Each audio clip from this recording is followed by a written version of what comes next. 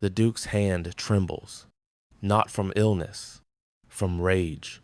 He stares at the vial in his palm.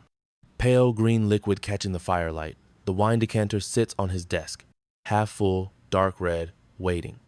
Rose stands before him, her gray dress wrinkled, her hair unbrushed. She has not slept. She does not blink. Test it, she says. Her voice is steady. Or drink it. Your choice. Kane's fingers tighten around the vial. His knuckles go white. You have 1 minute to prove this is not a lie. 1 minute before I call the guards and have you dragged from my house in chains. Rose does not flinch. And if I'm right? Kane's laugh is cold. Then you have my attention. If she had walked away at that moment, none of what followed would have happened. But she didn't. And that choice changed everything. Kane does not sleep that night. He sits in his study, the vial on his desk, the decanter beside it. His physician, Dr. Harrow, has been summoned. The man is old, methodical, and utterly loyal. He will not be swayed by titles or threats. Kane watches the door. Evelyn comes to him just after midnight. She wears ivory silk. Her hair falls loose over her shoulders. She carries warm milk with honey. The scent of lavender follows her. You should rest, my love, she says softly. She sets the tray down. Her fingers brush his. You've been working too hard. Kane looks at her. Really looks. She is beautiful, delicate. Her eyes are warm, concerned.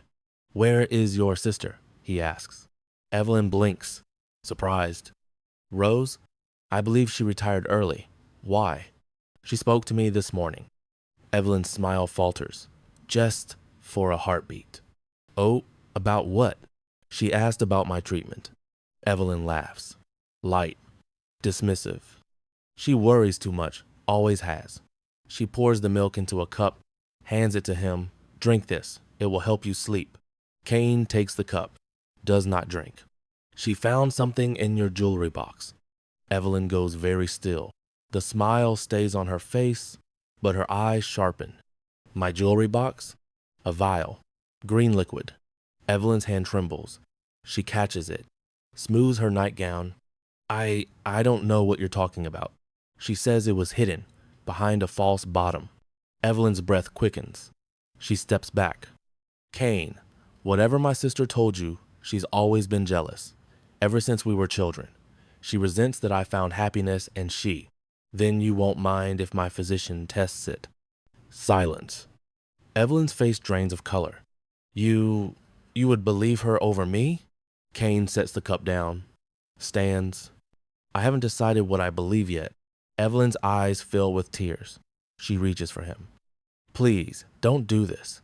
She's trying to poison you against me. Can't you see? She wants what I have. She's always wanted. If you have nothing to hide, Kane says coldly, the test will prove her wrong. Evelyn stares at him. Her tears spill over. Then she turns and runs. Kane does not follow her. He stands alone in his study. The milk sits untouched. The vial gleams in the firelight. He calls for his physician at dawn. Dr. Harrow is an old man, sharp-eyed, methodical. He examines the vial first, then the wine decanter. Then he takes a sample of Kane's blood. He does not speak for 3 hours. When he returns, his face is grim. Your Grace, he says quietly, you need to sit down. Kane does not sit. Tell me. Dr. Harrow sets a small glass slide on the desk, liquid pooled at the center. This is from the vial, concentrated arsenic, enough to kill a man in days if administered steadily. Kane's breath stops. In the wine, traces of the same compound, diluted, just enough to mimic the symptoms of your illness. Weakness, tremors, insomnia. The room tilts. Kane grips the edge of the desk. How long? Judging by the concentration in your blood, months, perhaps longer. Kane closes his eyes. If you had continued drinking it, Dr. Harrow says softly, you would have been dead within the year. Evelyn is found in her chambers, packing. 2 guards bring her to the study. She does not fight, does not scream. She stands before Kane with her hands folded, calm, composed. You tested it, she says quietly. Yes. And now you know, yes. Evelyn looks at him. No tears now. No trembling. I loved you, she says. At first. Kane's jaw clenches. At first, when we met, I thought perhaps this could be real. You were kind, gentle. You looked at me like I was worth something. She laughs, bitter. But then I realized you were dying, and I thought, why waste the opportunity? Kane's fists shake. So you poisoned me. I needed the money, Kane. My family is drowning in debt. My father gambled everything away. I had no choice. You had a choice. Evelyn's eyes harden. No, I didn't. Women like me don't get choices. We get survival. Kane steps closer. His voice is ice. You will be stripped of your title, your assets, your name. You will be sent to the estate in Ravenmore.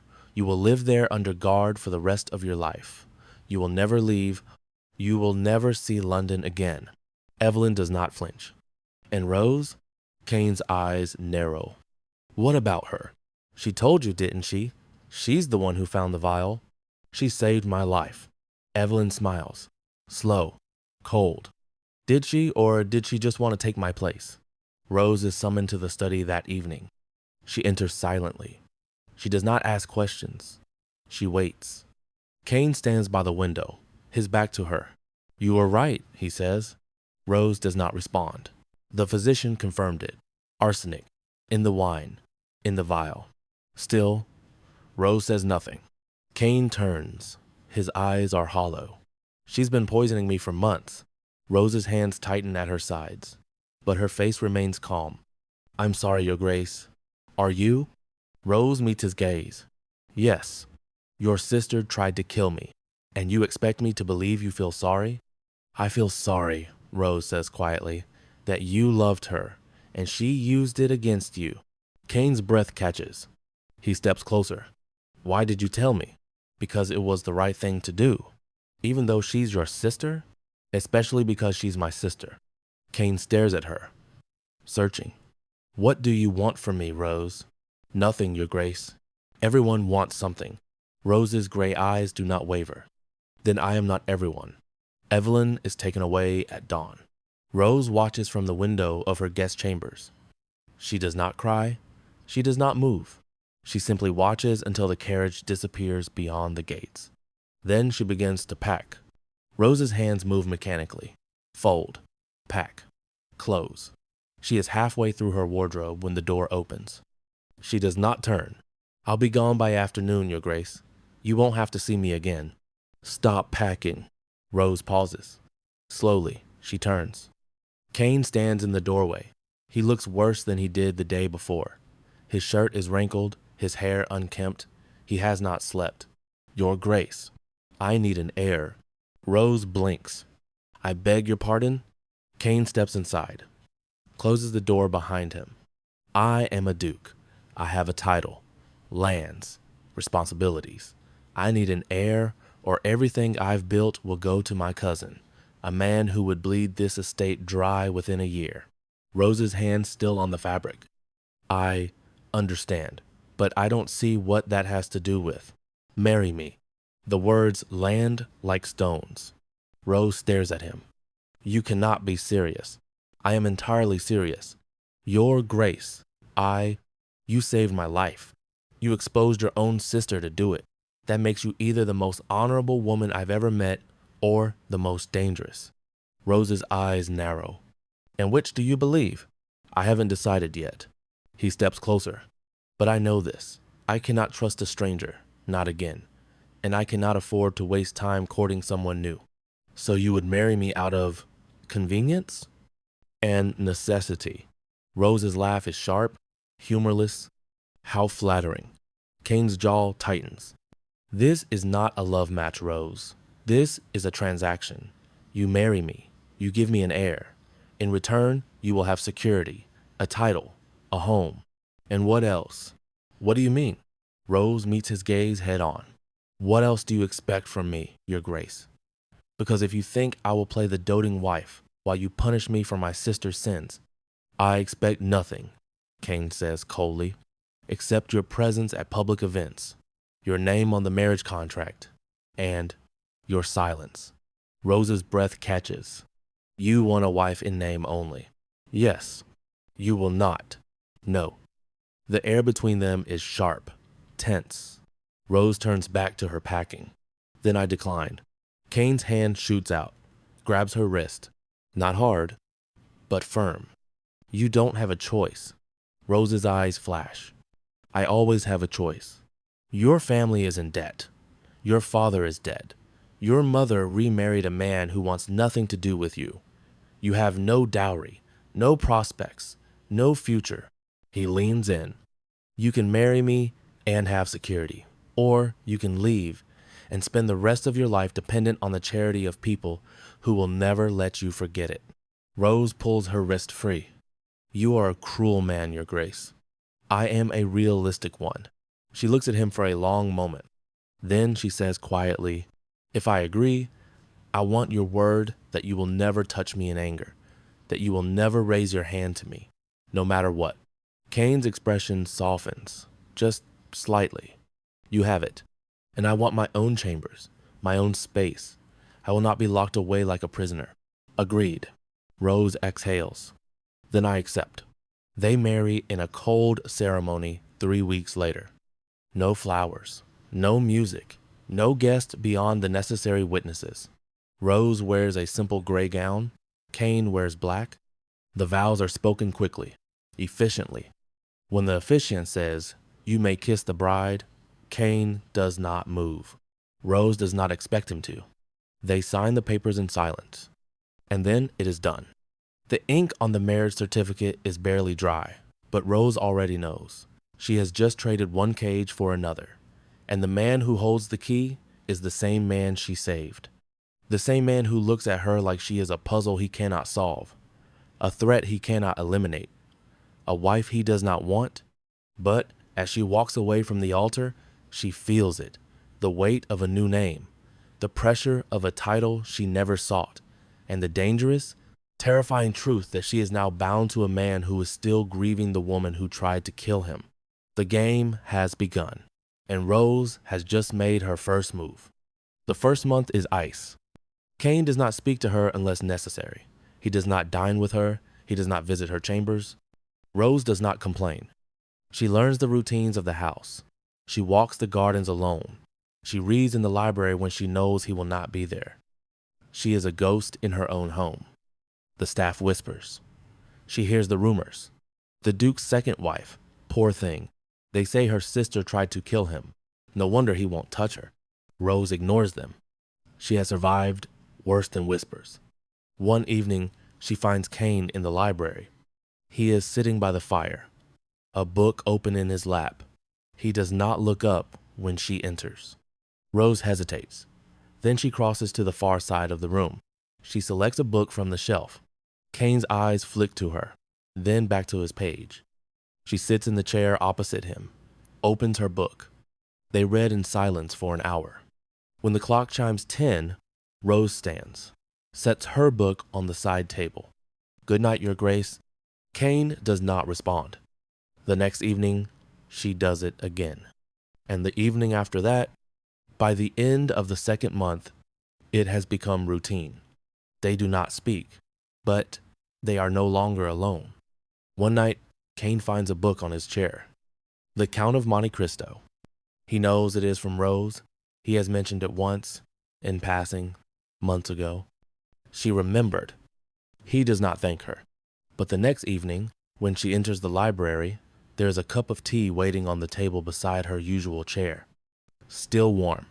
Kane's closest friend, Lord Ashford, visits the estate for a weekend of hunting. Ashford is a man of sharp words and sharper observations. He notices everything.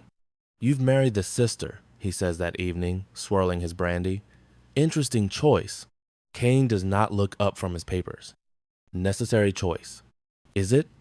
Ashford's smile is thin. Or is it punishment? Marrying the woman whose sister tried to kill you. That's not a marriage, Kane. That's a prison sentence. For both of you. Kane's jaw tightens. Rose is not Evelyn. Of course not. But blood runs thick, and you'd be wise to remember that. Kane's eyes flash. She saved my life. Did she? Ashford leans forward. Or did she simply eliminate the competition? The room goes silent. Kane stares at his friend. What are you saying? I'm saying, Ashford says quietly, that Evelyn was the heir to a fortune. Rose is the spare. And now the spare is the Duchess. Funny how that works. Kane's mind races. He had not considered this. That same night, Rose finds a letter in her room. It is not addressed to her. It is addressed to Kane, but it has been slipped under her door. She opens it. The handwriting is familiar, elegant, precise. My dearest Kane, if you are reading this, then I am gone, but I am not defeated. I will return, and when I do, I will take back everything you stole from me. Your loving wife, Evelyn. Rose's hands tremble. She burns the letter in her fireplace, watches the ash rise. She does not tell Kane. The dinner party is a disaster. It is hosted by Lord and Lady Ashford, a gathering of the county's elite. Kane is required to attend, and so is Rose. She wears deep blue, simple, elegant. Her hair is pinned back, no jewelry except a single silver comb. She looks like winter. The other guests stare. Whispers follow them through the hall. Kane's hand rests lightly on the small of her back. A performance, nothing more. Rose does not react. At dinner, she is seated beside Lady Margrave, a sharp-tongued widow known for her cruelty. So, Lady Margrave says, her smile thin, you are the sister. Rose meets her gaze calmly. I am. How tragic. To be married in the shadow of such scandal. I find shadows quite peaceful, actually. Lady Margrave's smile tightens. And tell me, do you worry that you might follow in your sister's footsteps? Rose sets down her wine glass. Slowly. I worry about many things, Lady Margrave, but becoming a poisoner is not one of them. Of course not, though I imagine the Duke must wonder. If he does, Rose says evenly, he has not said so. Lady Margrave leans closer. Her voice drops.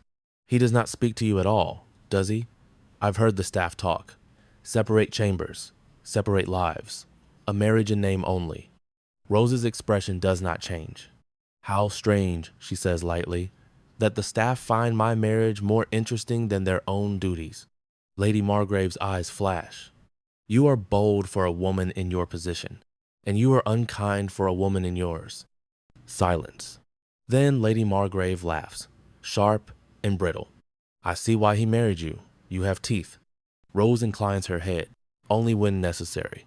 Across the table, Kane has been watching. He sees the exchange, sees Rose's calm, her control. He sees Lady Margrave retreat. Something shifts in him. Later, as they prepare to leave, Lord Ashford pulls Kane aside. Your wife? He says quietly. She's formidable. Kane glances at Rose. She is speaking with another guest, polite, controlled. Yes, he says. She is. You're fortunate. Am I? Ashford raises an eyebrow. Most men would kill for a wife who doesn't crumble under pressure. Kane does not respond. In the carriage ride home, they sit in silence. Rose stares out the window. Kane watches her. Finally, he speaks. You handled Lady Margrave well. Rose does not look at him. She was not difficult to handle. Most would have faltered. I am not most. Kane's lips twitch. Almost a smile. No, you are not. Rose finally turns. Meets his gaze. Why did you bring me tonight? Because it was expected. And I wanted to see how you would manage. Rose's eyes narrow. This was a test. Everything is a test, Rose. She looks away. Did I pass? Kane is quiet for a long moment. Then, yes. The carriage rolls through the dark countryside. Inside, two strangers bound by contract. Two souls who have survived the same betrayal. And yet, something has shifted. A crack in the ice. A test passed. A question unspoken. But outside the carriage, in the shadows of the estate, a figure watches. A woman with cold eyes and a plan. Evelyn is not done with them. Not yet. And Rose. Rose is beginning to wonder if she has saved a man she can trust or married a man who will never see her as anything but her sister's shadow. The second act has begun. The fourth month brings change. Kane begins to notice things. The way Rose straightens the books in the library after he leaves them scattered, the way she ensures his tea is always ready in the morning, even though he has never asked. The way she defends him quietly, subtly, when the whispers start at social gatherings. She does not do it for affection. She does not do it because it is her role. And somehow, that makes it worse. One evening, Kane finds her in the garden. It is late, past midnight. She is sitting on a stone bench beneath the oak tree, her shawl wrapped tight against the cold. She is not crying, but her hands are shaking. Kane stops, considers turning back. Instead, he steps forward. You'll catch cold. Rose does not startle, does not turn. I needed air. It's freezing. I've survived worse. Kane sits beside her, not close, but not distant either. What are you doing out here? Rose is silent for a long time. Then thinking about whether I made the right choice. Kane's chest tightens. And Rose finally looks at him. Her gray eyes are tired. I don't know yet. They sit in silence. The wind rustles the leaves. I don't hate you, Kane says quietly. Rose blinks. I never thought you did. Then why do you look at me like you're waiting for the other shoe to drop? Rose's laugh is soft, sad, because, Your Grace, in my experience, it always does. Rose's mother arrives unexpectedly. She is a woman of sharp angles and sharper words. She does not approve of Rose's marriage. She does not approve of Rose. Your sister is in prison because of you, she says that evening. She does not wait for an invitation. She simply appears in Rose's chambers. Rose does not flinch. Evelyn is in prison because she tried to murder her husband. Her time's husband, her mother spits. A man she married for security. You would have done the same. I did not, because you had the chance to take her place. Rose's eyes flash. I saved his life. You ruined hers. Silence. Then her mother smiles. Cold, calculating. You know, I spoke with Evelyn recently. Rose goes still. She has allowed visitors. I went to see her. What did she say? Nothing of importance? Her mother's smile widens. But she did ask about you, about how you are settling into your new life as the Duchess. Rose's hands curl into fists. Get out. I am your mother. You are a woman who raised a murderer and now blames me for her crimes. Get out. Her mother stands, smooths her dress. Be careful, Rose. You have the title now, but blood runs thick, and when the truth comes out, you will have nothing. She leaves. Rose stands alone in her chambers. Her hands are shaking. Kane finds Rose in the library the next morning. She is sitting by the window, a book open in her lap, but she is not reading. She is staring at the garden. At the bench where they sat last night, Kane hesitates. Then he crosses the room. Your mother left early this morning. Rose does not look up. Yes. Did she say anything to upset you? Rose is silent for a long moment. Then, she said blood runs thick. Kane's jaw tightens. What else? She said, when the truth comes out, I will have nothing. Kane's breath catches. What truth? Rose finally looks at him. Her eyes are guarded. I don't know. Kane steps closer. Rose, I think, she says quietly, that there is something I don't know. Something about Evelyn, about my family. She stands, walks to the window, and I think you know it too. Kane does not respond. The truth is a dangerous thing. It can save a life. It can destroy a marriage. And in the Ainsworth estate, the truth is buried deep, buried under layers of secrets, buried under years of lies, buried under the weight of a title that was never meant to be Rose's. But the ground is shifting, the secrets are stirring, and Rose is beginning to realize that the cage she thought she had escaped is larger than she imagined. And the man who holds the key may be keeping secrets of his own. The midpoint is coming, and everything is about to change. The letter arrives on a Thursday. It is addressed to Kane. No return address. The wax seal is broken. Inside a single line. She's gone. Cain reads it 3 times. Then he calls for the guards. Evelyn has escaped. The estate in Ravenmore is remote, isolated, heavily guarded. Or it was supposed to be. One of the guards was bribed, another found unconscious, the third is missing. Evelyn is gone, and no one knows where. Cain does not tell Rose immediately. He doubles the guards at the manor, he hires investigators, he sends word to every contact he has in London. But 3 days pass, and there is no sign of her. Rose notices the tension, the way Cain's jaw is always tight, the way he does not sleep. One evening, she finds him in his study, papers scattered, a half-empty glass of whiskey on the desk. "What's wrong?" she asks. Cain does not look up. "Nothing that concerns you. If it concerns this house, it concerns me." Cain's hand stills on the papers. He looks up. His eyes are dark. Evelyn escaped. Rose goes very still. "When?" "3 days ago." "And you didn't tell me?" "I saw no reason to worry you." Rose's voice sharpens. "She tried to kill you, Cain, and now she's free. That is reason enough." Cain stands. "I have it handled. Do you?" "Yes." Rose steps forward. "Where would she go?"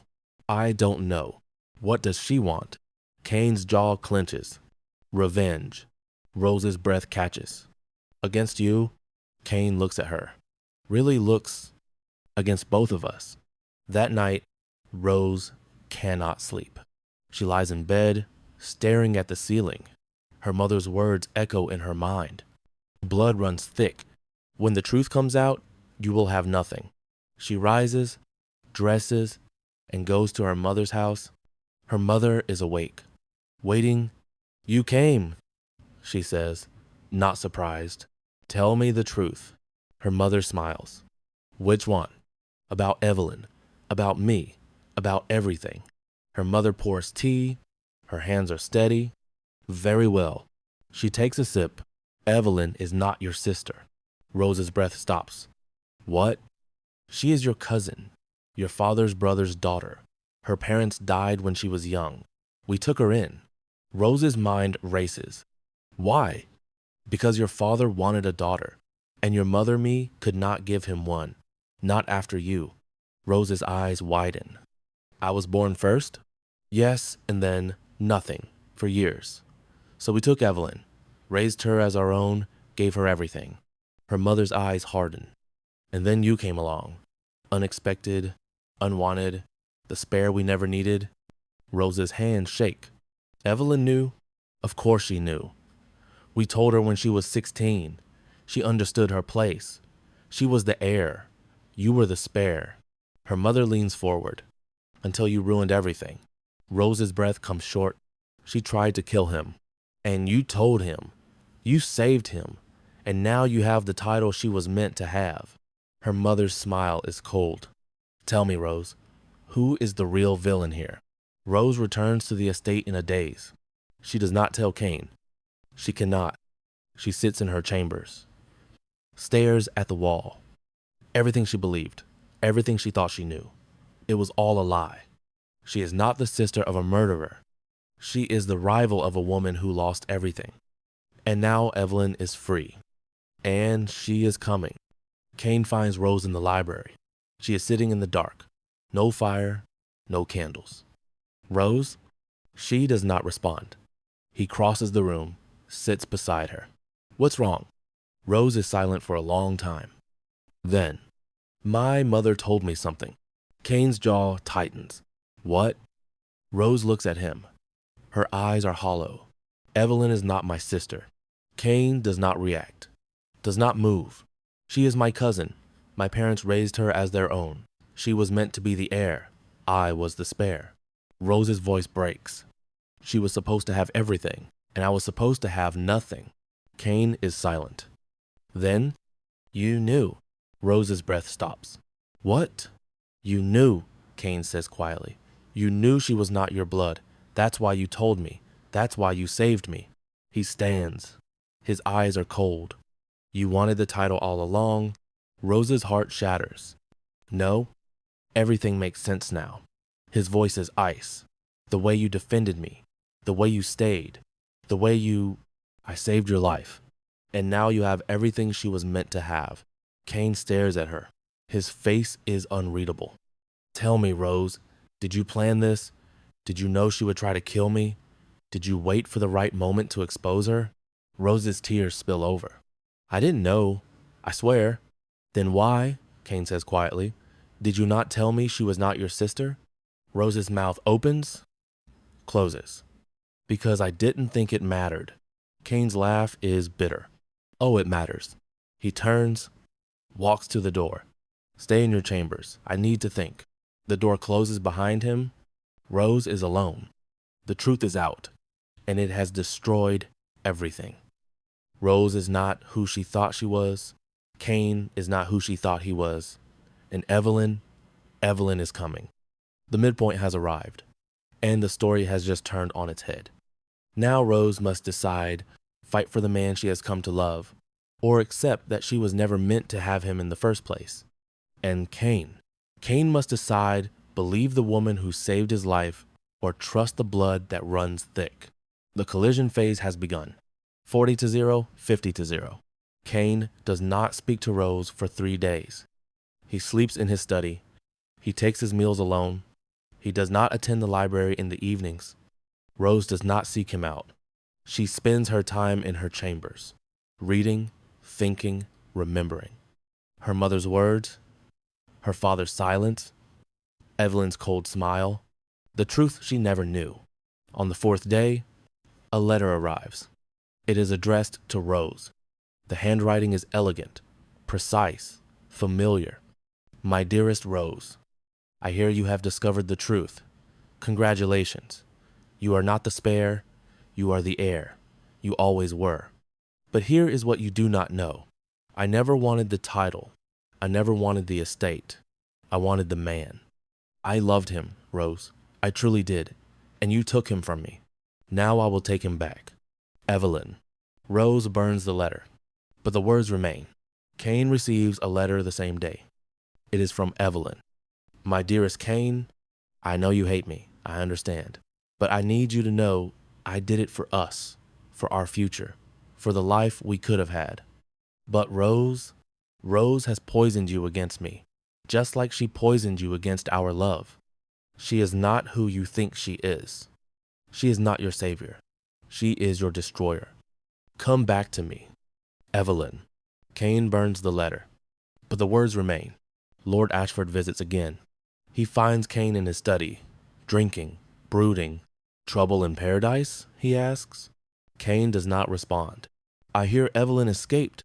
Kane's eyes flash. Who told you? The whole county is talking. Ashford pours himself a drink. Interesting timing, don't you think? Right when you and the new wife are starting to, what's the word? Thaw? Kane's jaw tightens. Say what you mean, Ashford.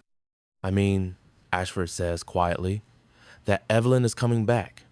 And when she does, she will have one goal, to destroy the woman who took her place. He leans forward. Be careful, Kane. You have 2 sisters. One tried to kill you. The other, she might be playing a longer game. The confrontation comes on a rainy night. Rose is in the library, reading, trying to forget. Kane enters. He is drunk. His hair is wild. His eyes are dark. We need to talk. Rose sets down her book. About everything. He crosses the room, stands before her. You knew she was not your sister. Yes, and you didn't tell me, because it didn't matter. It matters, his voice is raw. It matters because I trusted you. I believed you. I started to... He stops, runs a hand through his hair. I started to care for you, Rose, and now I don't know if I can trust you. Rose's heart breaks. You can trust me. Can I? He laughs, bitter. Your own mother says you planned this, that you wanted the title, that you... My mother is a liar. Is she? Yes. Then why, Kane says quietly, did you not tell me the truth about Evelyn? Rose's eyes fill. Because I was ashamed. Kane blinks. Ashamed? I grew up knowing I was the spare, the unwanted one, the one who was never meant to have anything. Her voice breaks. And then I found out that the woman who had everything tried to kill you. And I didn't want to be the spare anymore. She looks at him. Her tears spill over. I wanted to be wanted. Kane's breath catches. Rose, I didn't plan it. I didn't know she would try to kill you. But when she did, when I found the vial, I saw my chance, and I took it. She stands, walks to the window. I am not innocent, Kane. I am not the hero of this story. She turns, meets his gaze. I am just a woman who wanted to be loved. Kane stares at her, the woman who saved his life, the woman who lied to him, the woman he has come to care for. And he realizes he doesn't know who she is. But he knows one thing. He wants her. And that terrifies him. The collision is coming. And when it hits, nothing will be the same. Chapter 6, The Reckoning. Kane does not sleep that night. He sits in his study. The letters from Evelyn sit on his desk. The words echo in his mind. She is not your savior. She is your destroyer. Come back to me. He pours another drink. Rose does not sleep either. She lies in bed, remembering, thinking, her mother's lies, her father's silence, Evelyn's betrayal, and Kane. Kane, who looked at her with suspicion. Kane, who she has come to love. She rises, dresses, and goes to his study. Kane looks up when she enters. He is surprised. Rose, we need to talk. He gestures to the chair across from him. She sits. Her hands are steady. I know you don't trust me. Kane's jaw tightens. I don't know what to believe. Then believe this. I love you. The words hang in the air. Kane's breath stops. What? I love you, Rose says quietly. I didn't plan to. I didn't want to. But I do. She leans forward. And I know you don't trust me. I know you think I played a part in this. But I swear to you, I had no idea Evelyn would try to kill you. I had no idea about any of this. Kane stares at her. Why should I believe you? Because, Rose says, I have nothing to gain from lying now. She stands. Walks to the window. Evelyn is coming. I know she is. And when she does, she will try to destroy us both. She turns. Meets his gaze. So you have a choice. You can believe her, or you can believe me. She takes a breath. But if you believe me, if you choose me, I will fight for you. I will fight for us. And I will not stop until Evelyn is stopped for good. Kane is silent. Then, why? Why what? Why would you fight for me? After everything I've done to you. After the way I've treated you. Rose's smile is sad. Because, she says, I see the man you are, the man you could be, and I love him. Kane's throat tightens. Rose, choose me, Kane. She steps closer. Choose us. The next day, a messenger arrives. He brings a letter from Evelyn. My dearest Kane, I will be at the old chapel at midnight. Come alone, or I will come to you. Evelyn. Kane burns the letter. But he goes, the old chapel is dark, abandoned. Kane enters, alone. Evelyn is waiting. She looks different, thinner, harder. Her eyes burn with cold fire. Kane, she says softly, you came. You said you would come to me, and I will. But first, we talk. Kane's hand rests on the hilt of the knife at his belt. What do you want? Everything. She steps closer. I want my title back, my home, my husband. You are not my wife. Rose is not your wife. She is your jailer. Evelyn's smile is cold. She played you, Kane. She played us both, and now she has everything. Kane's jaw tightens. She saved my life. She saved her own future. Evelyn's eyes flash. Tell me, Kane, do you really believe she didn't know? That she didn't plan this? Kane does not respond. Evelyn steps closer. Her voice drops to a whisper. I have proof. Kane's breath stops. What?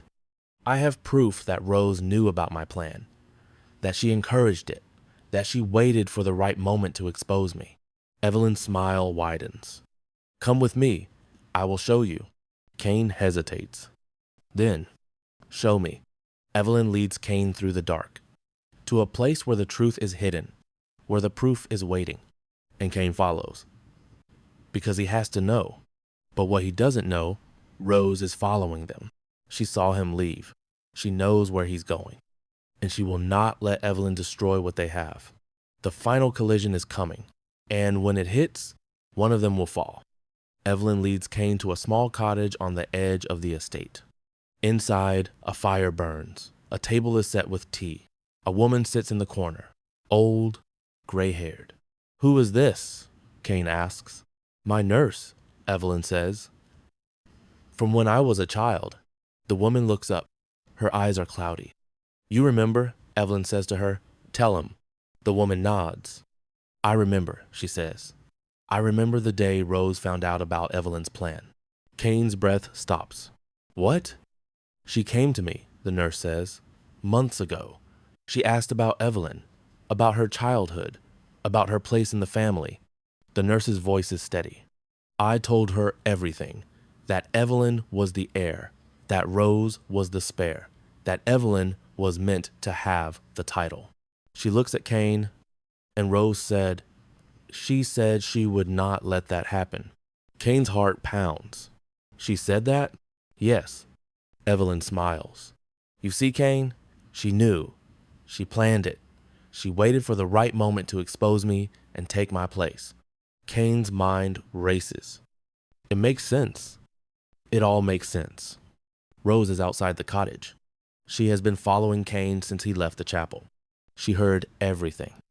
Her hands shake, her heart breaks. But she does not run. She waits. Kane leaves the cottage. His mind is a storm. He walks through the dark, toward the estate. He needs to talk to Rose. He needs to hear her side. But when he reaches the estate, she is gone. Her chambers are empty. Her things are packed. A note sits on her bed. Kane, I know you went to see her. I know what she told you. And I know you believe her. So I am leaving. I will not fight for a man who does not trust me. Goodbye. Rose. Kane's heart shatters. He runs. He searches the estate. He calls her name. But she is gone. Rose is gone. And Kane is alone. But Evelyn is not done. Not yet. She has one more move to make. One final play to win back the man she loves. And this time, she will not fail. The climax is coming, and it will change everything. Kane spends days searching for Rose. He sends riders. He questions the staff. He checks every property he owns. She is nowhere to be found. Evelyn comes to him in his grief. She brings food, comfort, understanding. She left you, she says softly, just like I said she would. Kane does not respond. She never loved you, Kane. She used you. And now that you know the truth, she's gone. Evelyn takes his hand. But I love you. I have always loved you, and I will never leave you. Kane looks at her. For a moment, he considers it.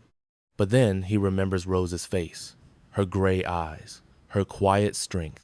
He pulls his hand away. I need to find her. Evelyn's smile fades. She doesn't want to be found. Then I will keep looking. Evelyn's eyes flash. You would choose her over me? After everything I've told you? I would choose the truth. Evelyn's face twists. Then you will have neither. She pulls a knife from her sleeve. I gave you everything, my love, my life, my future, and you threw it away for a woman who played you. She steps closer. Now I will take everything from you. Kane does not move. Put it down, Evelyn. No. She lunges. But before she can reach him, a door bursts open. Rose stands in the doorway, her hair wild, her eyes blazing. Get away from him. Evelyn freezes, turns. You, she spits. Me. Rose steps inside.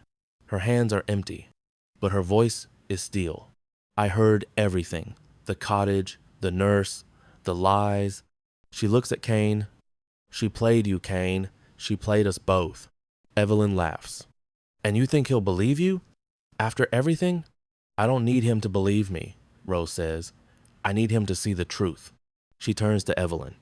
You never loved him. You loved the idea of him. The title, the wealth, the power. Evelyn's eyes flash. You don't know anything. I know you, Rose says quietly. I know you better than anyone. She steps closer. And I know you will never be happy. Not until you have destroyed everything. Evelyn's hand tightens on the knife. You're right, she says softly. I will destroy everything. She lunges. Not at Cain. At Rose. Cain moves on instinct. He steps in front of Rose. The blade catches his arm. Deep. Blood blooms across his white shirt. Rose's scream is raw. The guard seize Evelyn, drag her back. She fights, screams, sobs, but she is no match for them. Cain stumbles. Rose catches him. Cain, I'm fine. You're bleeding. I'm fine. But his face is pale. His hand shakes. Rose presses her palm against the wound. Her hands are red. Get the physician, she snaps at the guards. Now. They take Evelyn away. Rose does not watch. She stays with Cain. Dr. Harrow stitches the wound in the study. Cain does not flinch. Rose stands beside him, her hand on his shoulder. You're an idiot, she says quietly. Cain's laugh is weak. So I've been told. She could have killed you. She was aiming for you. Rose's breath catches. What? Cain looks at her. His eyes are tired. She wanted revenge on you, Rose, not me. Rose's hand tightens on his shoulder. Why did you? Because I couldn't let her hurt you. The words hang between them. Rose's eyes fill, but she does not cry. You're still an idiot. Cain's smile is faint. Perhaps. The wound is deep. The scar will be permanent. But the truth is finally out. Evelyn is gone. For good this time. Prison. No visitors. No freedom. But Cain and Rose are left with the aftermath. The wound. The betrayal. The love that has survived everything. Now they must decide. Can they rebuild? Can they trust again? Can they love again? The final chapter is here, and it will determine everything. Cain's recovery is slow. The wound was deep. It will scar. Rose tends to him herself.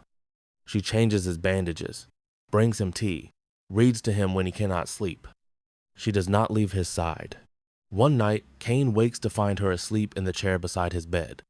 Her head rests on her arms, her hair loose, her face soft. She looks younger, gentler. Cain reaches out, almost touches her hair, then stops. When she wakes, he is watching her. Rose straightens, clears her throat. You should have woken me. You look tired. I am tired. Cain's gaze softens. Then rest, in a proper bed. I'm fine here.